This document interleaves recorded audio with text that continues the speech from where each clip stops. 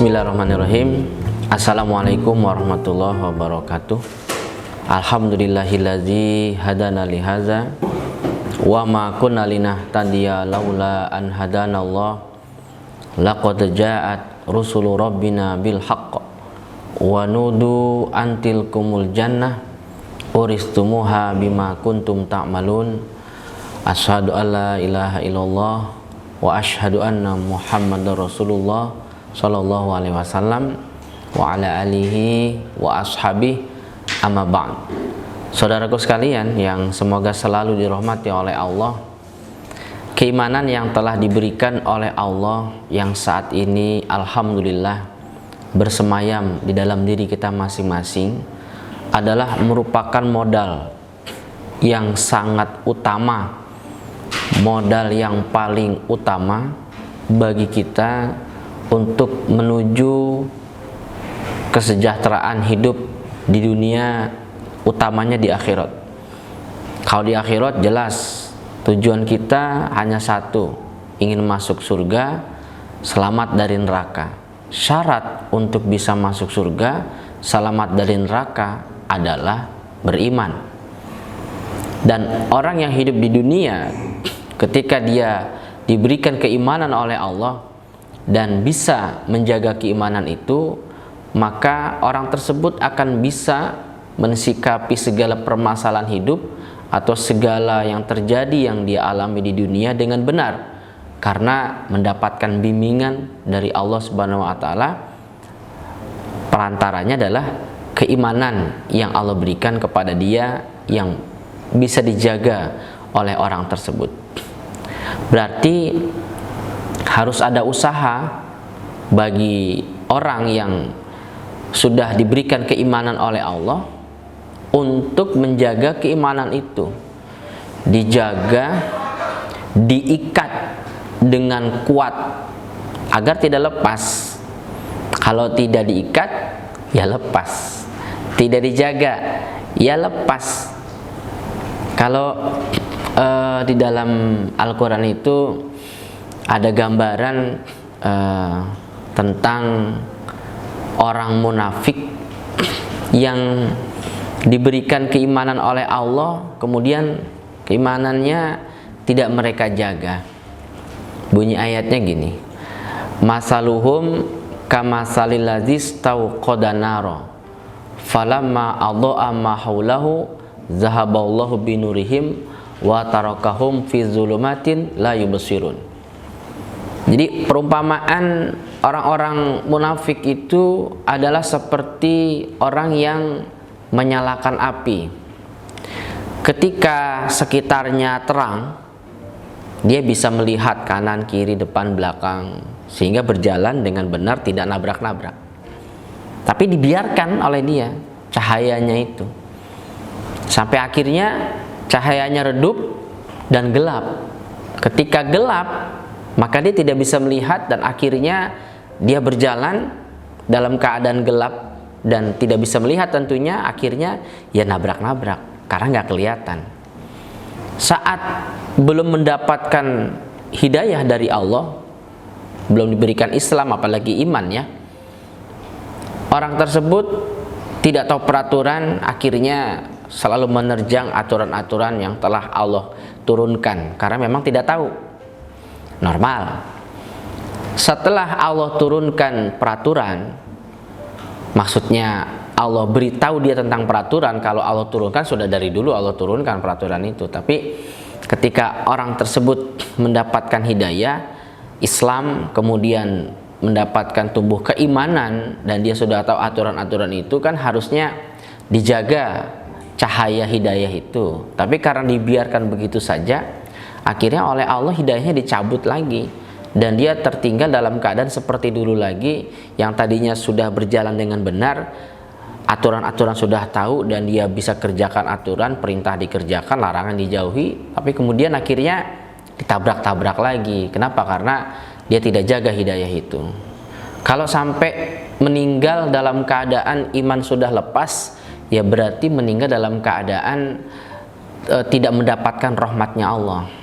Tidak ada jaminan dari Allah bagi orang yang meninggal dalam keadaan imannya lepas, ya tidak ada jaminan bahwa dia bisa masuk ke dalam surga, selamat dari neraka.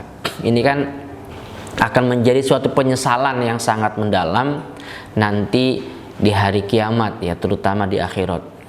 Ada banyak sekali penyesalan-penyesalan yang diungkapkan dalam Al-Quran, termasuk dalam hadis yang mungkin sudah kita pelajari.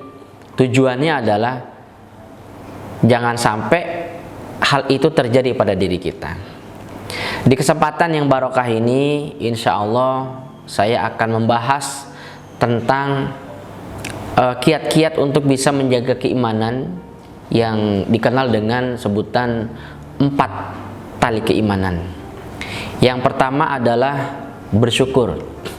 Kita semua sudah tahu, ya, rata-rata orang Islam itu surat Ibrahim ayat 7. La in syakartum la azidannakum wa la in kafartum inna azabi lasyadid. Jika kalian bersyukur, maka aku akan tambah. Jika kalian kufur, maka siksaku sangat pedih. Nah, bagaimana cara agar kita bisa selalu bersyukur terhadap nikmat yang Allah berikan pada kita? Terkadang ada orang sudah dikasih keimanan, yang keimanan itu merupakan nikmat yang paling tinggi di antara nikmat-nikmat yang lain, tapi dia nggak merasa bahwa itu adalah nikmat yang paling tinggi. Masih melihat nikmat yang sifatnya materi, sehingga kurang merasa bahwa nikmat iman itu adalah merupakan nikmat yang paling tinggi. Oleh sebab itu kita perlu belajar dari nikmat yang sifatnya materi. Nabi memberikan resep. Dalam hadis Tirmizi, beliau bersabda, unzuru ila man huwa asfala minkum. Silahkan kalian orang-orang iman melihat kepada orang-orang yang materinya di bawah kalian. Wala tanzuru ila man huwa fawqakum. Jangan melihat orang-orang yang materinya atau fisiknya, zohirnya di atas kalian. Kenapa? Fa'inahu ajadaru ala tasdaru nikmatallahi alaikum. Perbuatan itu akan bisa membuat kalian tidak meremehkan nikmat yang Allah berikan pada kalian. Kalau tidak meremehkan berarti kan bersyukur. Contoh, alhamdulillah saya bisa memiliki kendaraan roda 4, bisa punya mobil. Saya tidak membahas mobil saya mobil apa. Kenapa? Karena alhamdulillah tetangga saya hanya punya motor, tidak punya mobil. Tuh. Jadi walaupun mungkin ya mobil saya itu tipenya biasa ya dibanding dengan yang lain, tapi harusnya saya jangan melihat ke atas. Kata Nabi kan jangan melihat ke atas, tapi lihatnya ke bawah. Oh, tetangga saya atau teman saya hanya punya sepeda motor, dan alhamdulillah saya punya sepeda motor, tetangga saya hanya punya sepeda. Alhamdulillah saya punya sepeda, tetangga saya kemana-mana jalan kaki. Alhamdulillah saya masih bisa berjalan, tetangga saya lumpuh. Alhamdulillah saya masih bisa ibadah pada Allah walaupun dalam keadaan sekarang tidak bisa berjalan karena sudah tua, tapi saya masih bisa beribadah karena tetangga saya kemarin baru dipanggil oleh Allah meninggal dunia, sudah tidak bisa beribadah lagi, sedangkan saya masih dipercaya oleh Allah untuk bisa beribadah. Selalu lihat yang paling bawah. Panca indera juga demikian. Jangan kemudian melihat kok wajah saya kok seperti ini, ada sesuatu yang sepertinya merusak pemandangan atau gantengnya atau cantiknya wajah saya. Ya, jangan lihat yang itunya, tapi lihat bahwa ada orang yang diberikan oleh Allah wajah tapi cacat. Harusnya kita bersyukur, alhamdulillah wajah saya seperti ini. Saya nggak peduli dengan nilai wajah saya, tapi yang jelas wajah saya tidak cacat, karena saya melihat ada beberapa orang yang wajahnya cacat, dan begitu seterusnya. Sehingga dengan terbiasa demikian, akhirnya muncul hasrat untuk memuji Allah. Alhamdulillah. Nah, dengan kita memuji Allah, alhamdulillah ra'su syukri, kata Nabi. Memuji Allah itu adalah puncaknya kesyukuran, pokoknya kesyukuran. Bahkan alhamdulillah nikmah amanu lizawaliha. memuji pada Allah terhadap nikmat yang diterima itu bisa membuat aman nikmat itu tidak berpindah. Karena terbiasa bersyukur, nanti insya Allah Allah akan tumbuhkan rasa kesyukuran terhadap nikmat hidayah atau keimanan yang Allah berikan kepada dia. Ketika kemudian kita dihadapkan oleh orang yang akhlaknya kurang baik, yang kemudian sebab akhlak yang kurang baik itu kehidupannya jadi negatif, jadi rusak, jadi morat marit, nggak karuan. Terus jadi bersyukur bahwa alhamdulillah Allah arahkan saya, sebab Allah berikan saya keimanan, saya tidak demikian. Alhamdulillah, akhirnya selalu bersyukur. Nah, dengan bersyukur itu akhirnya Allah makin tambah keimanannya. Bahkan bukan hanya bersyukur terhadap Allah saja, juga bersyukur terhadap manusia yang menjadi perantara nikmat yang Allah berikan kepada dia. Kan hidayah ataupun nikmat yang lain yang diberikan oleh Allah kepada manusia itu biasanya ada perantaranya. Tidak selalu semuanya serta-merta ada dengan sendirinya. Apalagi kalau yang bentuknya materi ya, biasanya memang lewat perantara. Hidayah saja itu melalui perantara. Karena Allah tidak turunkan wahyu berupa langsung firman kemudian datang ke hati kita, kemudian kita jadi orang yang mengerti agama. Tidak mungkin. Rasul saja itu melalui malaikat Jibril, ada perantaranya, apalagi kita manusia biasa. Mungkin dari orang tua yang mengajarkan kepada kita, dari guru yang tulus mengajarkan kepada kita, dari teman yang membimbing kita, dari saudara dan lain sebagainya. Maka wujud syukur terhadap orang-orang yang berjasa karena kita telah mendapatkan nikmat, termasuk nikmat iman, nikmat hidayah, maka kita mendoakan kebaikan kepada orang tersebut. Yang paling standar di dalam Islam yang diajarkan oleh Rasulullah SAW dalam hadis itu adalah mengucapkan kalimat syukur berupa jazakallahu khairat. Jadi kita mendoakan semoga Allah membalas engkau dengan yang lebih baik. Sesuai dengan hadisnya, man suni'a ilaihi ma'ruf faqala li fa'ilihi jazakallahu khairat faqad ablagha fis sana'i. Rawahu Tirmizi. Jadi barang siapa, kata Nabi, yang diperlakukan baik oleh orang lain, lalu dia berkata kepada pelaku kebaikan terhadap dia katakan jazakallahu khairan, semoga Allah membalas engkau dengan yang lebih baik. Berarti dia telah menyampaikan sanjungan, artinya dia telah mempraktekkan bersyukur. Ketika seseorang yang mendapatkan nikmat bersyukur kepada perantara, maka berarti dia juga bersyukur kepada Allah. Man lam yaskurin nasa lam yaskurillah. Barang siapa yang tidak bersyukur kepada manusia, maka dia tidak dikatakan bersyukur kepada Allah. Jadi yang pertama yang harus dikerjakan untuk mengikat keimanan adalah bersyukur. Kemudian yang kedua adalah mengagungkan tanda-tanda kebesaran Allah. Karena mengagungkan tanda-tanda kebesaran Allah itu adalah termasuk ketakwaannya hati. Seseorang dikatakan takwa ketika dia mengagungkan tanda-tanda kebesaran Allah. Tanda-tanda kebesaran Allah itu ada banyak ya. Ada Al-Quran. Cara membawa Al-Quran harus benar. Kita pegang, didekap di dada. Ya, jika memberikan kepada orang, memberikannya dengan cara yang sopan, menerima dengan cara yang sopan. Tidak layak memberikan Quran kepada seorang dengan cara dilempar atau membawanya kita pegang begini lalu ditaruh di bawah. Itu tidak layak. Harus dipegang, didekap di dada. Itu wujud bahwa kita membedakan antara mushaf Al-Quran dengan buku-buku yang lain. Sikap kita di masjid. Masjid itu tempat ibadah.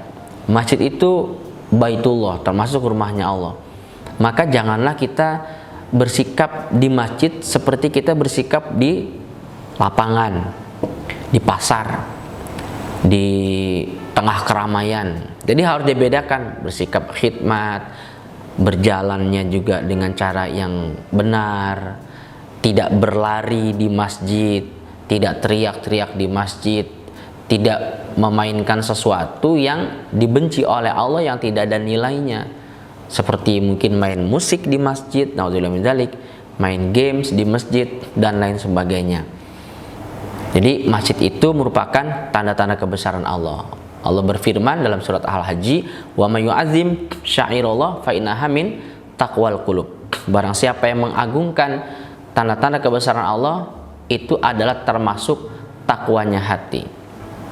Dan yang perlu diagungkan bukan hanya itu saja, termasuk bagi orang yang usianya muda juga supaya menghormati atau mengagungkan orang yang sudah sepuh. Kalau bahasa di hadisnya itu dzusyaibah fil Islam, orang yang beruban di dalam Islam. Maksudnya orang yang sepuh, orang yang sudah tua. Kalau orang yang masih muda banyak ubannya itu beda ya, beda kasus. Jadi ini adalah dibilang beruban karena memang umumnya orang-orang yang beruban itu adalah orang yang sudah tua. Pernah ya, ini diceritakan dalam hadis Tirmizi, Nabi itu berkata, "Laisa minna malam yarham shaghirona wa yuwaqir kabirona." Bukanlah termasuk golongan kami orang yang tidak sayang kepada anak kecil dan tidak mengagungkan orang yang sudah sepuh.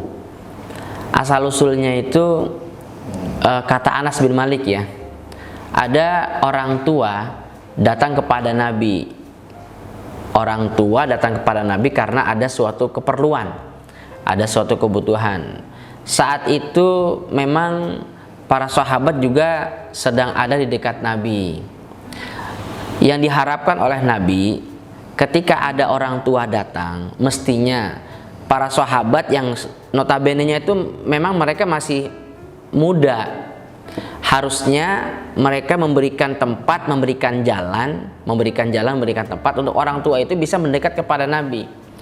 Tapi ini ada beberapa sahabat yang gerakannya sangat lambat, terkesan seperti tidak menghormat kepada orang tua itu. Spontan langsung Nabi berkata, karena sahabat tidak bergegas untuk memberikan tempat, tidak bergegas untuk memberikan jalan kepada orang tua itu, kata Nabi langsung, "Laisa minna malam yarham shaghirona wa yuqir kabirona." Bukanlah golongan kami orang yang tidak sayang pada anak kecil dan tidak hormat pada orang tua. Jadi artinya bukti orang itu adalah orang iman, maka dia supaya mengagungkan atau menghormat kepada syairullah, tanda-tanda kebesaran Allah, juga termasuk mengagungkan atau menghormat kepada orang yang lebih tua. Jika memang ya, contoh nih dalam kehidupan sehari-hari di tempat umum, ketika kita akan menuruni sebuah tangga di gedung, ternyata di depan ada orang yang sudah sepuh, kan jalannya lambat, apalagi pakai tongkat. Ya kita sabar menunggu sampai selesai, sampai anak tangga yang paling bawah. Jika itu adalah eskalator, ya kita cukup diam saja, tidak usah terburu-buru kemudian kita menyalip orang tua itu, khawatirnya nantinya malah menyenggol tongkatnya dan akhirnya malah terjatuh. Ini kan malah berbahaya. Jadi sebaiknya malah kita tunggu saja, tunggu dengan sopan, dengan memberikan juga rasa yang nyaman, bukan kemudian kita menunggu kemudian mengetuk-ketuk lantai, mengetuk-ketuk sesuatu, menandakan bahwa kita nggak sabar, sehingga orang tua yang di depan malah nggak enak hati akhirnya ya. Jadi berusaha untuk bisa mengagungkan. Yang ketiga adalah mempersungguh berusaha semaksimal kemampuan untuk bisa mengerjakan kebaikan-kebaikan yang dibisa, terutama adalah mengerjakan kewajiban. Jadi kewajiban kita kerjakan, sunnah kita tingkatkan. Intinya kita bersungguh-sungguh menunjukkan kepada Allah bahwa kita bersyukur kepada Allah dan mau menggunakan sesuatu yang Allah berikan berupa kesempatan, kesehatan dan lain sebagainya. Sama seperti yang dinasihatkan oleh Nabi kepada seorang pemuda. Jadi kata Nabi itu, "Iqtanim khamsan qabla khamsin." Jagalah 5 sebelum datangnya 5. Yaitu syababaka qabla haramik. jagalah mudamu sebelum masa tuamu. Mumpung masih muda, dijaga, dipergunakan masa muda kita, karena kalau sudah tua jelas beda. Wasihataka qabla saqamika, dan sehatmu sebelum sakitmu. Kalau masih sehat ya, orang iman itu sehat itu sangat penting. Bahkan kata Nabi ketika para sahabat, beberapa sahabat itu membicarakan tentang kekayaan, Nabi bilang laisal gina limanitaqo, nggak masalah kaya, tapi bagi orang yang takwa. Wasihatu khairu minagina limanitaqo, tapi sehat itu lebih baik bagi orang yang takwa dibanding kaya. Kenapa? Karena dengan sehat ya, dengan sehat kita bisa ibadah, kita bisa sholat, bisa puasa, bisa berzikir, bisa baca Al-Quran. Dibanding dengan kita sakit, wah nggak bisa. Kita iman, takwa, kaya, tapi sakit, bisa apa? Yang ada sibuk berobat. Kita iman, walaupun nggak kaya, tapi kita sehat, banyak hal yang bisa kita kerjakan. Walaupun mungkin sodakoh tidak bisa maksimal karena hartanya sedikit, tapi di sisi yang lain kita bisa berbuat maksimal. Apa itu? Bisa sholat, bisa puasa, bisa zikir, baca Al-Quran, amar ma'ruf, nasihat, dan lain sebagainya. Makanya supaya dijaga. Wa gina'aka, wa gona'aka atau wa ginaka qabla fakrika, dan jagalah waktu keadaan cukupmu sebelum keadaan fakir. Mumpung masih keadaan cukup, dipergunakan sebelum nanti mungkin tiba saatnya ada kita berada dalam kondisi fakir. Kemudian wa faragoka qabla syughlika, mumpung waktu masih luang sebelum waktu sibuk. Yang terakhir wa hayataka qabla mautik, dan pergunakanlah hidupmu sebelum matimu. Dan di sebuah riwayat juga dijelaskan, tapi ini bukan sabda Nabi ya, perkataan para sahabat, tapi qaulu sahabah. Kita tahu sahabat itu mendapatkan pemahaman juga dari Rasulullah SAW. Kata Ibnu Umar, beliau bilang gini, i'mali dunyaka ka'anaka ta'ishu abada wa amali akhiratika ka'anaka tamutu goda. Silakan kalian beramal, bekerja untuk dunia, tapi seakan-akan hidupnya masih lama, hidup selama-lamanya. Dan beramallah kamu untuk akhirat seolah-olah mati besok. Jadi kalau untuk urusan dunia, kemudian ada cancel, ada gagal, nggak usah khawatir. Seolah-olah hidup selamanya, masih bisa mengulang lagi, mencoba lagi, dan mencoba lagi. Tapi kalau untuk urusan akhirat, diusahakan, kata Ibnu Umar, jangan ditunda. Jangan ditunda, seolah-olah mati besok. Kalau besok mati, masa ya kita nunda ibadah? Sholat duha, besok aja deh, kan juga masih ada waktu duha. Iya kalau besok masih hidup, kalau udah enggak, oh iya ya, yaudah kalau gitu saya sekarang sholat duha, mumpung saya masih hidup. Contoh, ketika Anda, saudaraku sekalian, sudah masuk kamar, mau tidur ya di malam hari, tiba-tiba ada yang mengetuk pintu kamar. Assalamualaikum. Anda bingung, ini ucap salam suara siapa ya? Suara anak bukan, suara pembantu bukan, suara tetangga nggak mungkin dong, kalau tetangga ngetuk pintu kamar, siapa ya? Tapi Anda akhirnya menjawab, waalaikumsalam, siapa ya? Ternyata yang menjawab langsung ngomong gini, saya malaikat Israel. Wah, malaikat Israel. Waduh, ada apa ya malaikat Israel? Ya mau ngapain lagi? Saya kan kerjanya nyabut nyawa. Saya hanya mau ngasih tahu ya bahwa kamu nanti saya cabut nyawanya besok habis subuh. Sekarang saya hanya ngasih tahu, besok habis subuh kamu akan saya cabut nyawanya kurang lebih pukul 5. Sudah ya, saya pergi dulu. Assalamualaikum. Kalau sampai terjadi ada kejadian itu kepada diri kita, saya yakin deh, pasti kita tidak akan pernah menunda untuk beribadah di waktu yang telah Allah sediakan itu. Kalau malaikat Israel datangnya itu pukul 22 pada saat itu ya berarti mulai dari pukul 22 itu Anda tidak akan tidur, saya yakin. Sampai subuh, apa yang dikerjakan? Semua jenis ibadah saya yakin akan dikerjakan sebisanya, bahkan dipaksa-paksakan, bukti mempersungguh, karena kepingin meninggal dalam keadaan husnul khotimah. bahkan harta yang dimiliki itu dimaksimalkan untuk disedekahkan ke dalam masjid, kesabilillah, panti asuhan dan lain sebagainya, termasuk menolong orang-orang miskin. Nah, itu gambaran dari mempersungguh, wahai saudaraku sekalian. Itu yang nomor 3. Yang terakhir, yang nomor 4 adalah berdoa. Kenapa berdoa? Karena yang memberikan iman itu adalah Allah, yang bisa mencabut juga adalah Allah. Kita berdoa kepada Allah agar Allah selalu berikan kita kehidupan yang baik. Kehidupan yang baik, agama yang baik, akhirat kita juga baik. Kita berdoa kepada Allah agar sisa hidup kita ini adalah merupakan tambahan kebaikan. Dan kematian yang kita alami nanti adalah istirahat dari segala macam penderitaan. Kalau doa ketetapan iman, saya yakin saudaraku sekalian semuanya sudah bisa dan mungkin sudah sering praktek. Ya muqallibal qulub, sabit qulubana ala dinik. Di kesempatan ini saya akan share doa dari hadis Muslim. Nabi mengajarkan waktu itu kepada Abu Hurairah. Kata Nabi, doanya gini: Allahumma aslih li dini allazi huwa ismatu amri. Ya Allah, perbaikilah agama saya yang agama itu adalah penjaga perkara saya. Wa aslih li dunyaya allati fiha ma'ashi. Dan ya Allah, perbaikilah dunia saya karena dunia itu adalah tempat hidup saya. Wa aslih li akhirati alati fiha ma'adi. Ya Allah, perbaikilah akhirat saya karena akhirat itu adalah tempat kembali saya. Wa ja'alil hayata ziyadatan li fi kulli khair. Ya Allah, jadikanlah kehidupan merupakan tambahan kebaikan bagi saya, tambahan buat saya dari setiap kebaikan. Wa ja'alil mauta rahatan li min kulli syarr. Dan jadikanlah kematian merupakan istirahat bagi saya dari segala keburukan.